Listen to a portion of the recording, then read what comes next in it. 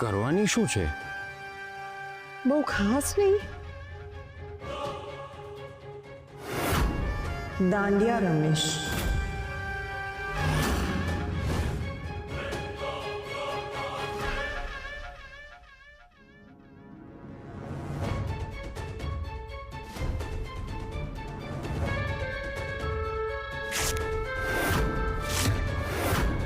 કંકુ, તારા કપડાં મારા કપડાથી સારા હોય જ ના શકે.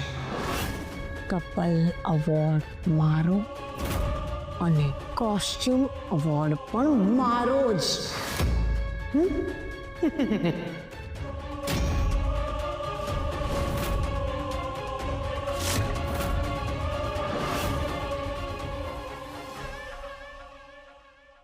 હાય બાપા, આ ભાભી શું કરી રહ્યા છે?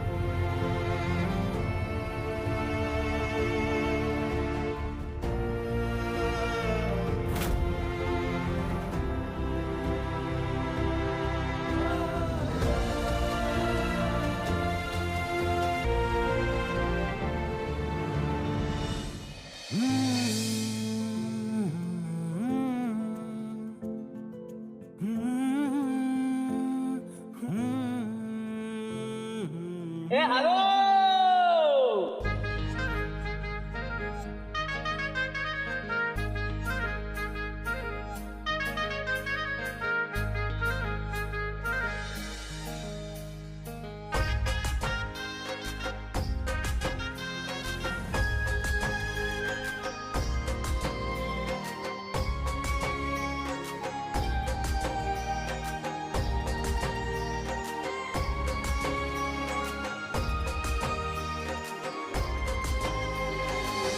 બોલો અંબે માત કી જય. હવે ટાઈમ છે પહેલા નોરતાનું બેસ્ટ કપલ ડાન્સરનું નામ હું જાહેર કરું છું, પણ એની પહેલા હજી એક એવોર્ડ હું જાહેર કરું છું, અને ઈ એવોર્ડ છે બેસ્ટ કોસ્ચ્યુમ એવોર્ડ. તમે બધા વિચારો કે એવોર્ડ મારે કોને આપવો જોઈએ? અરે એક જ નામ હોય ને, તમન્ના ભાભી. ભાભી જાઓ જાઓ જાઓ. અરે હજી એને કહેવા તો તે. અને બેસ્ટ કોસ્ચ્યુમ એવોર્ડ જાય છે કંકુ શ્રી જોશી અને શ્રી હર્ષમુખ જોશીને.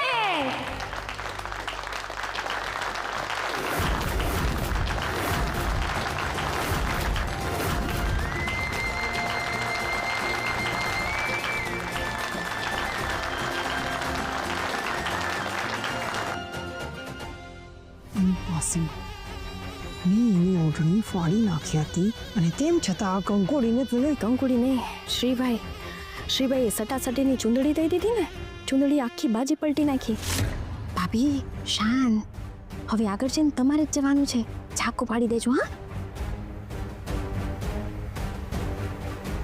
હવે આવે છે બેસ્ટ ગરબા કપલ. એમાં તો બરાબરની ટક્કર થઈ છે. અમે તો ધાર્યું જ નહોતું કે આટલી મસ્ત ફાઇટ થશે, અને એમ જ માનો કે પહેલા અને બીજા નંબરમાં એક જ માર્કનો ફરક હતો. અને જલ્દી પાર્ટનર ગૌરાંગ હસમુખ જોશી અને તમન્ના ગૌરાંગ જોશી.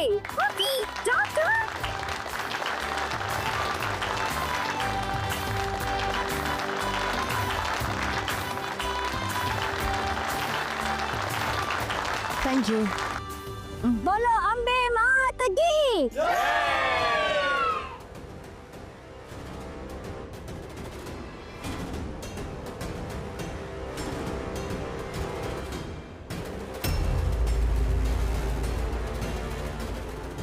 આ બે વચ્ચે હાલે છે શું?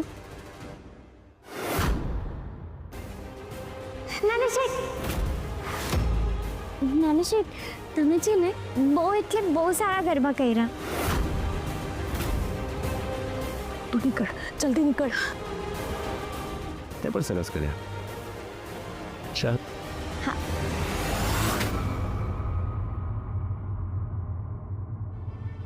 હાશ, સારું થયું નાના શેઠે કાંઈ જોયું નહીં.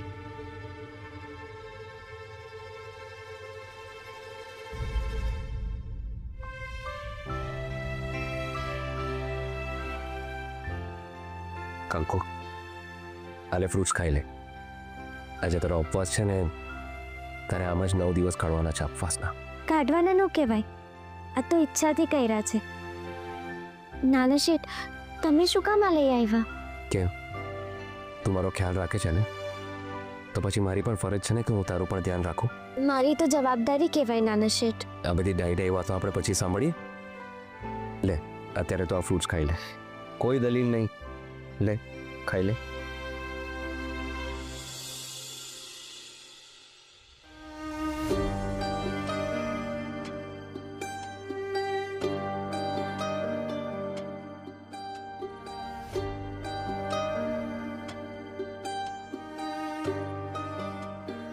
કંકુ, કે ને મને શું થયું? હે, શું થયું? કંકુ, તને પૂછું છું, કે જોએ શું થયું?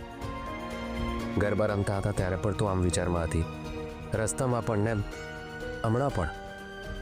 કંકુ, કે ને મને શું થયું? કંકુ, તને પૂછું છું, કે જોએ શું થયું?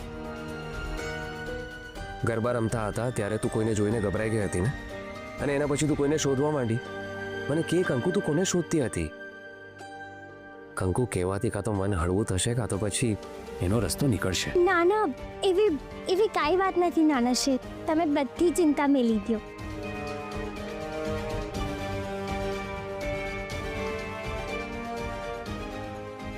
કંકુ, મારો એક નિયમ છે, હું કોઈને વધારે ફોર્સ નથી કરતો, એટલે વધારે નહીં પૂછું તને. પણ હા, હું તારો વ્યક્તિ છું, તું મને કંઈ પણ કહી શકે છે. ઘરમાં તારી સાથે કંઈ થયું?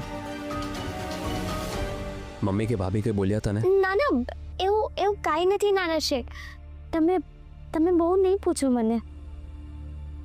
કંઈક તો એવું છે જે કંકુ કહી નથી શકતી. ઠીક છે, વાંધો નહીં, પણ તને મન પડે ત્યારે તો આ તારા દોસ્તારને કંઈ પણ પૂછી શકે છે અને કંઈ પણ કહી શકે છે.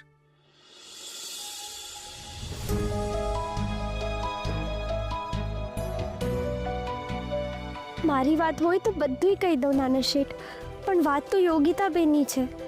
હું મારી રીતે બધુંય ગોઠવાય એવું કંઈક કરીશ.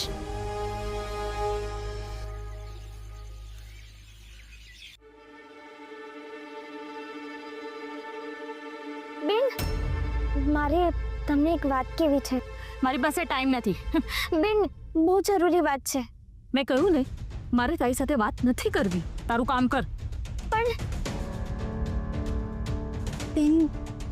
બેન ક્યાં કોલા આ છોકરાને મળવા તો નહીં જતા હોય ને?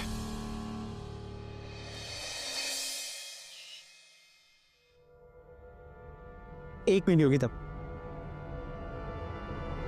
ક્યાં ગઈ હતી?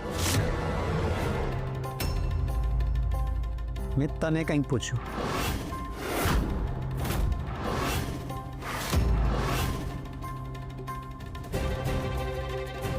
હાથ છોડ. જવાબ. હાથ છોડ. જવાબ એને આપવાનો હોય જેને હક હોય. હક?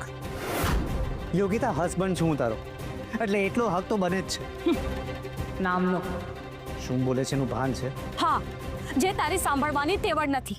સત્ય અને વિવેક તારા જાણ ખાતર કહી દઉં કે ફક્ત પ્રેરા ફરવાથી નહીં, ફરજ નિભાવવાથી હસબન્ડ બનાય છે. કઈ ફરજ ચૂક્યો હું મારી? તને મોજ શોખ કરવા માટે પૈસા જોઈએ છે જે હું લાવી નથી શકતો એટલી જ ને?